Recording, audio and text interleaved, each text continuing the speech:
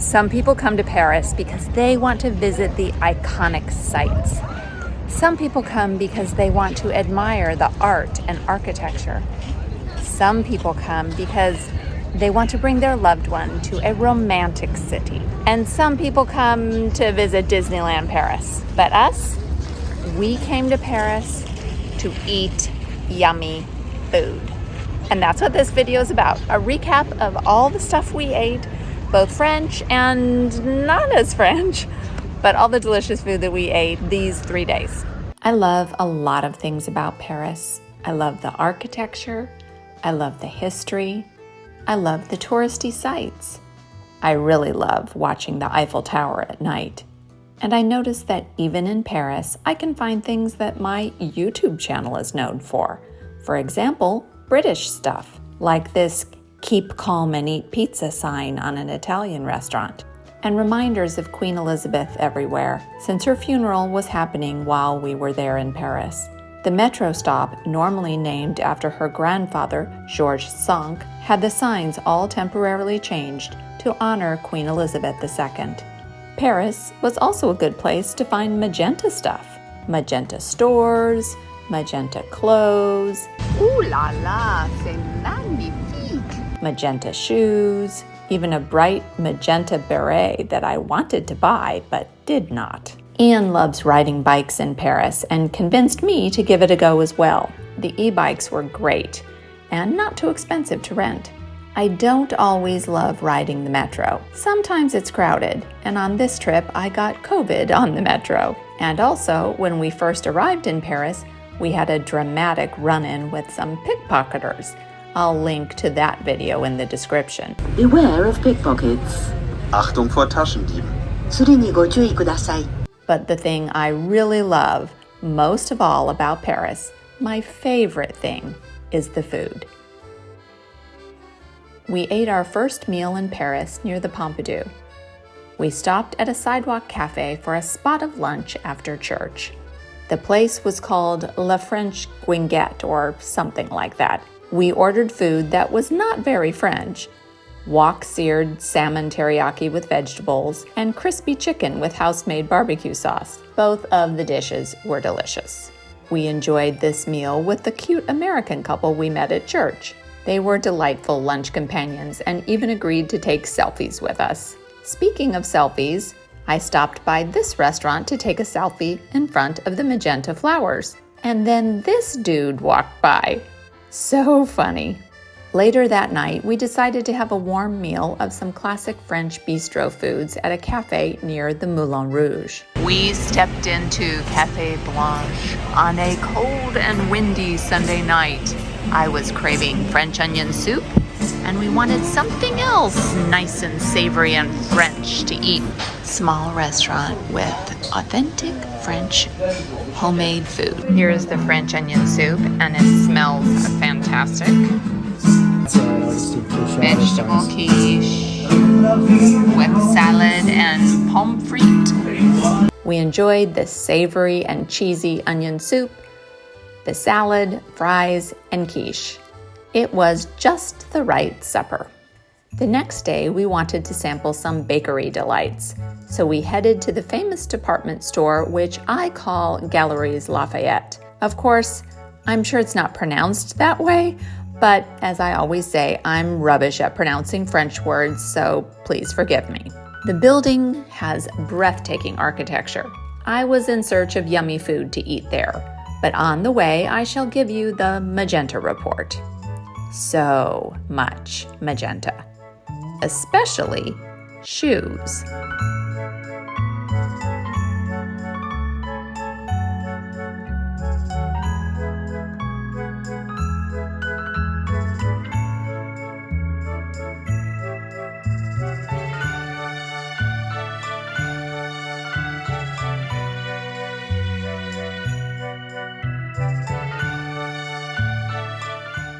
Valentino takes the cake when it comes to magenta shoes.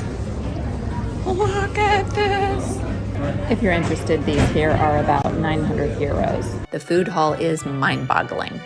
Reminds me a bit of Harrods in London, but the pastries here are even better. We spent loads of time window shopping before deciding what to order. This place looked very busy and very delicious, so it's where I chose to get my croque monsieur of this trip. I thought I was just getting the sandwich, but it came with a little salad and these tiny little pastry things too. What a bonus. This looks so good. It's so creamy and the melted cheese is fantastic, but the bechamel sauce, this is top notch. The surprising part is that the brioche bread is just melt in your mouth soft. It is so amazing. This is the place that Ian liked because he wanted to get a dirty streusel. Here's Ian trying his dirty streusel. It looks like it has slivered almonds and raisins and lots of brown sugar. Just okay. Oh no. Okay, the reason this is just okay is because if I'm paying a huge premium for a pastry, I want it to be super fresh, and this was obviously not made today. You can tell that it is not freshly made.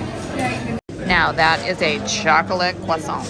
Ian's demanding a do-over. Here is another pastry with raisins, and I chose this croissant rocher because it looked amazingly chocolatey, and that has to be good. Let's see if we do better this time around. This is a lot better. Far, far better. Yes, I think we found the good bakery. And then my chocolate croissant is really chocolatey. There's even a bunch of melted gooey chocolate in the middle. I think that was Nutella in the middle. And it's almond bits on the outside in the chocolate, or hazelnut or whatever. Anyway, it's fantastic. The croissant is amazing, and then the chocolate is 10 out of 10. These are little spheres of ice cream. They're just beautiful. Oh, I gotta check out the eclair genie.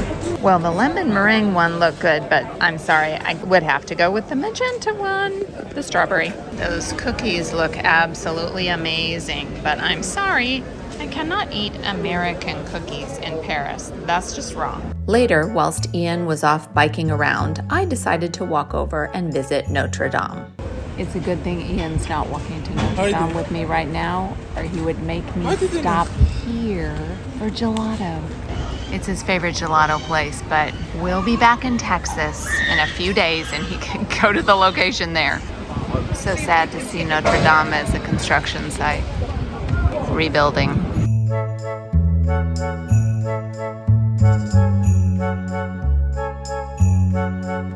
For our evening meal, we decided to splurge and visit a nice sit-down restaurant with great reviews. We're here for this, Le Petit Bouillon Fromage, or something like that.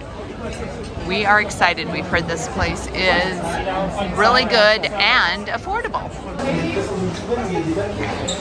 I really like the decor of this place.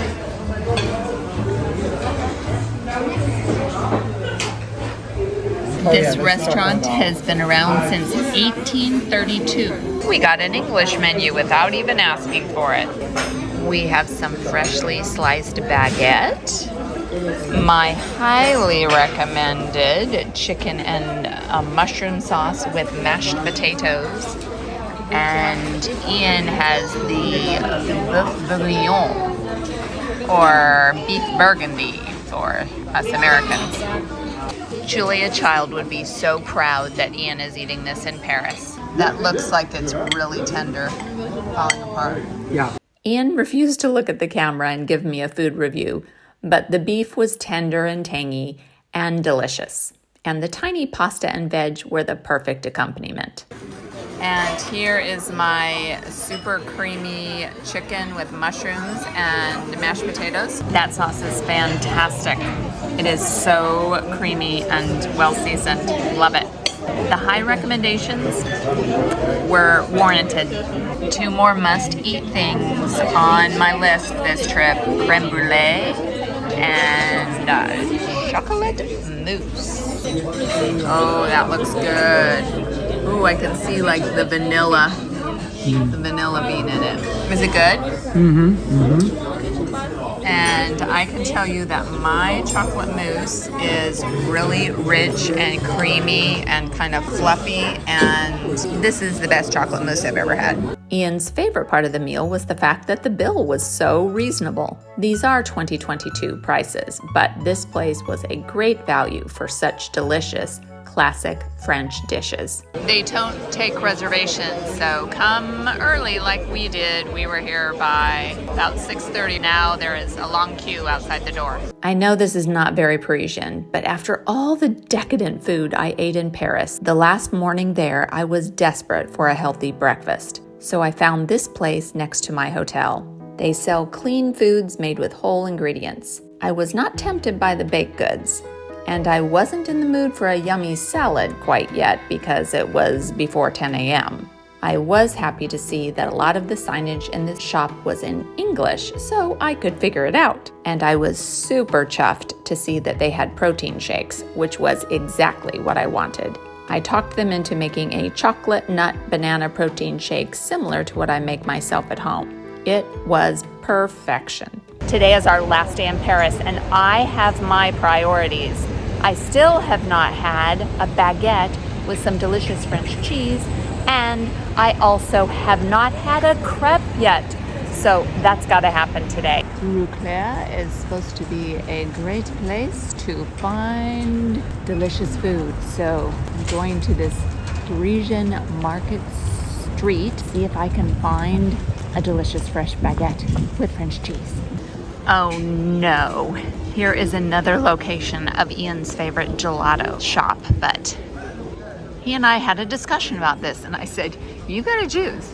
Do you want a crepe or do you want gelato? The souffle with Emmentaler and the potato galette both sound good. Oh, this place smells and looks really cheesy. Eiffel Tower cheese, I haven't seen that before. They've got some really interesting looking cheeses here.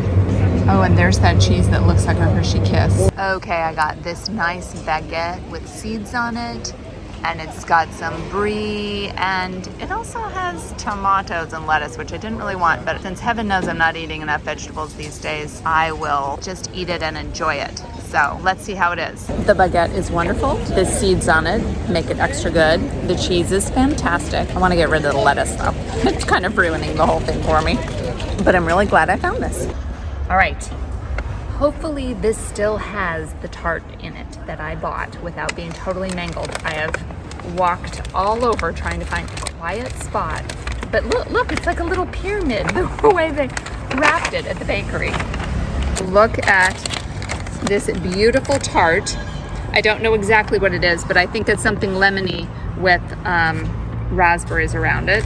I just want you to know what a good friend I am. My friend Krista in North Carolina begged me to get a raspberry tart and eat it for her. And if you don't know who Krista is, watch my What I Eat in a Day video, the England's Tourist Diet, and you will see. So here, I'm just doing this for you, Krista. Love you, Krista. That's lemony. It's like the best lemon meringue pie with fresh raspberries, with wonderful pastry, and with a wonderful backdrop. Show where we're standing, Ian.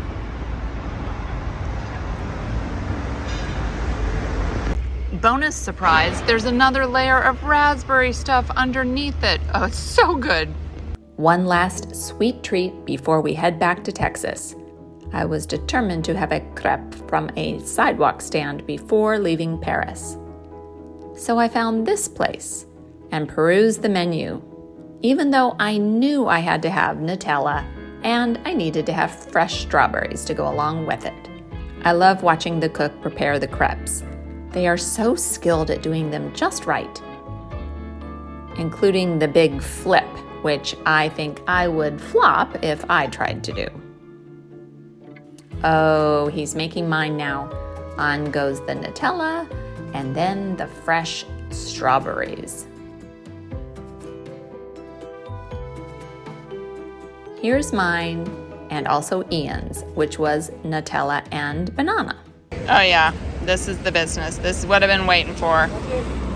Fly home to Dallas tomorrow, but I'm eating a freshly made Nutella crepe with strawberries now. This is a terrible spot to film because it's really noisy here, but this is fabulous. So fresh, so melty chocolatey. The strawberries are delicious. I'm so happy right now. I hope you enjoyed this fun little video of our food adventures in Paris. Please check out our food adventures in England and our other adventures in Paris here. Thanks so much for watching, and do something good in the world today.